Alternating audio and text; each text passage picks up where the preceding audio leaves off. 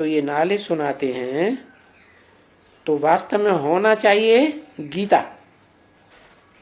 बाकी इनकी बायोग्राफी लिखने की कोई दरकार नहीं रहती है। किनकी बायोग्राफी? भगाने वालों की है। उन्होंने भगाने वाले में नाम डाल दिया कृष्ण का। अरे कृष्ण तो छोटा बच्चा है, वो कैसे भगावेगा और कैसे राजयोग सिखावेगा? ये सब उल्टम पलटा कर दिया। तो देखो, तुमको सच्ची सच्ची शिव बाबा की बायोग्राफी लिखना चाहिए। और तुम बच्चे अभी जानते हो क्या, ये बायोग्राफी जो सुनाएंगे वो सब यहाँ की यहाँ ही खत्म हो जाएगी। कल पहले भी ये खत्म हो गई थी, क्योंकि ये सब कुछ रहेगा ही नहीं। किताबें जो बनाते हो चौपड़ियां, ये रहेंगी नहीं। न वो विकारियों का न निर्विकारियों का कोई किताब नहीं रहेगा। किताबों की कोई बात ही नहीं रहेगी। कहां? क्योंकि जो पुरानी दुनिया का विनाश सामने खड़ा है, तो सब भस्म हो जाएगा। ये भी नहीं है कि तुम संस्कार लेकर के इस ज्ञान के जावेंगे, नहीं, कुछ भी नहीं, सब भूल जाओगे। तुमको सिर्फ अंतमते सोगते होगी। तो जब अंत में तुम विनाश काल में शरीर छोड़ेंगे, तो तुम्हारी बुद्धि में क्या होगा? एक शिव बाबा, दूसरा शिव बाबा बिंदी, तुम्हारी आत्मा भी बिंदी।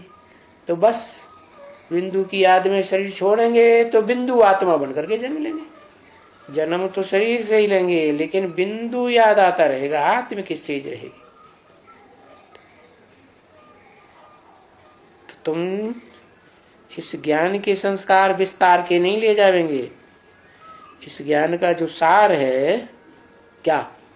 मैं आत्मा ज्योति बिंदु, मेरा बाप ज्योति बिंदु, वो ही संस्कार लेकर जाएंगे। तुम सतयुग में आएंगे तो इनको संस्कार ब्राह्मणों को होते हैं ज्ञान के। देवताओं को तो ये संस्कार नहीं होते। नहीं, ये संस्कार तुम्हारा ड्रामा की प्लेट होती है ना, ऑल राउंड की भी, जैसे इनकी है। किनकी है? ऑल राउंड की प्लेट किनकी है?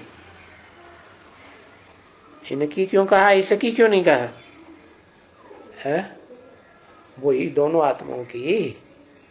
एक आत्मा सत्युग में जो कृष्ण के रूप में जन्म लेगी, वो आत्मा संगम में ब्रह्मा नाम से पार्ट बजाई रही है। और जो आत्मा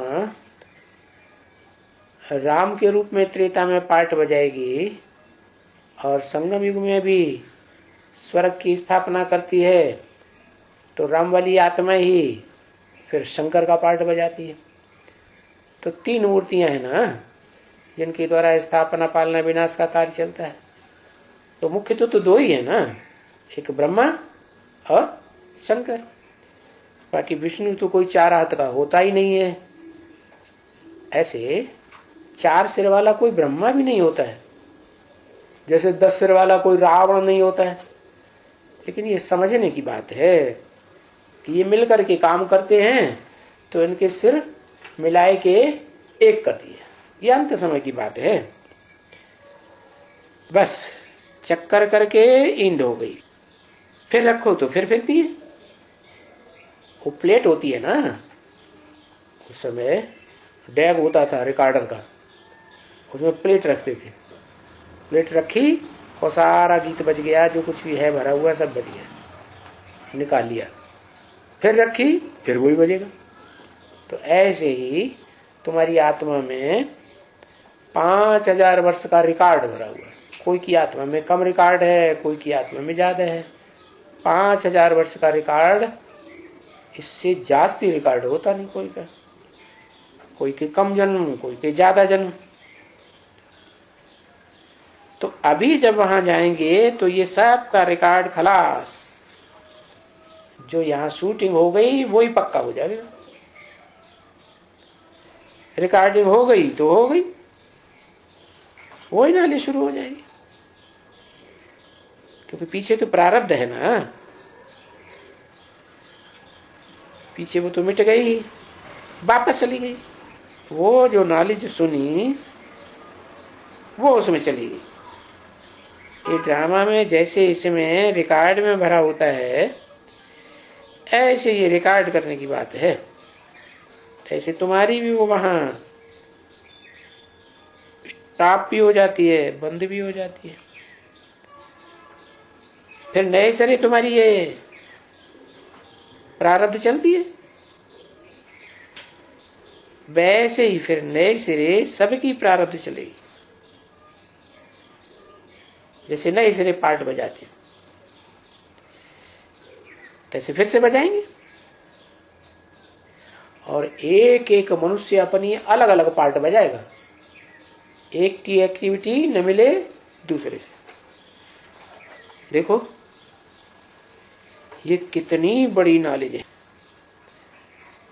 और इस ड्रामा में मनुष्य कितने हैं? करोड़ों मनुष्य। और उन सब करोड़ों मनुष्यों की आत्मा में अपना अपना पार्ट रुंधा हुआ है।